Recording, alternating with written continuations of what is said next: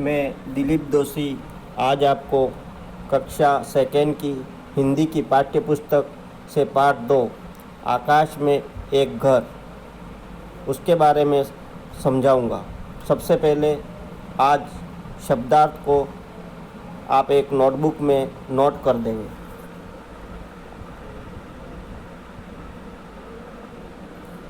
मजाक, मजाक यानी मनोरंजन। चतुर, चतुर यानी चालाक या होशियार। जवाब, जवाब यानी उत्तर। कोशिश, कोशिश यानी प्रयास।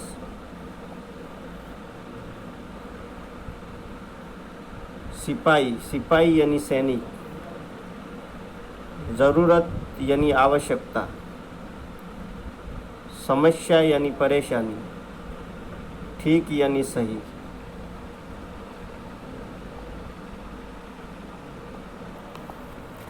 आकाश में एक घर।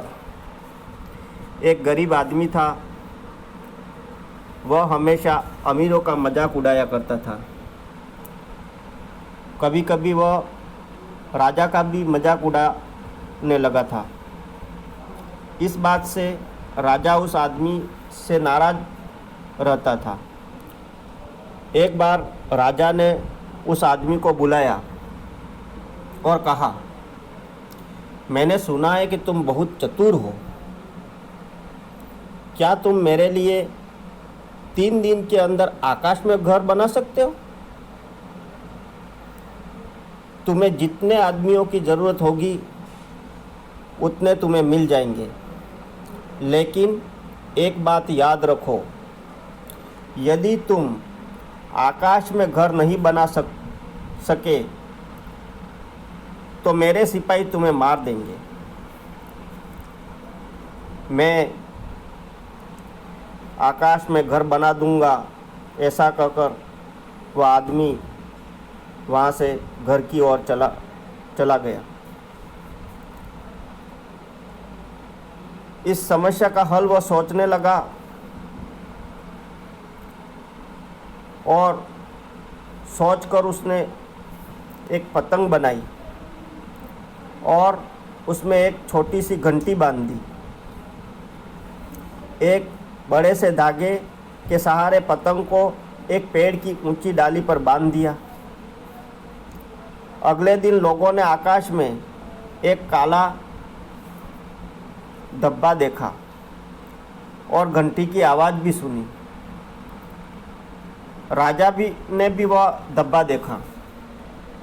वह आदमी राजा के पास आया और बोला, आकाश में घर बनाने का काम मैंने शुरू कर दिया है।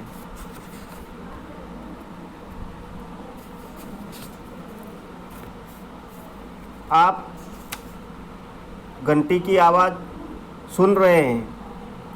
मजदूर घंटी बजाकर कुछ चीज़ें मांग रहे हैं। आप अपने सिपाहियों से कहिए कि आकाश पर चढ़कर मजदूरों तक वे चीज़ें पहुंचा दें। राजा ने पूछा, मेरे सिपाही आकाश पर कैसे चढ़ेंगे? आदमी ने कहा, वहां तक जाने का एक रास्ता है। राजा के आदेश पर सिपाही उस आदमी के साथ गए। आदमी सिपाहियों को पेड़ के पास लेकर गया और पेड़ में बंधे धागे को दिखाते हुए उसने कहा कि यही वह रास्ता है जिससे तुम लोग आकाश में जा सकते हो। सिपाही ने धागे पर चढ़ने की बहुत कोशिश की, लेकिन कोई उस पर नहीं चढ़ पाया। वे राजा के पास गए और बोले, महाराज, कोई आदमी आकाश पर नहीं चढ़ सकता। राजा ने जवाब दिया, ठीक कहते हो, आकाश पर कोई नहीं चढ़ सकता है। उसी समय वह आदमी बोल पड़ा, ओह महाराज, अगर आप इस बात को जानते थे तो आपने मुझे आकाश में घर बनाने को कैसे कर दिया? राजा इस बात का कोई जवाब नहीं दे सका। वह आदमी पेड़ पर से पतंग उतारकर अपने घर चला गया। इस कहानी से यह शिक्षा मिलती है कि बुद्धिमानी से हर समस्या का समाधान किया जा सकता है।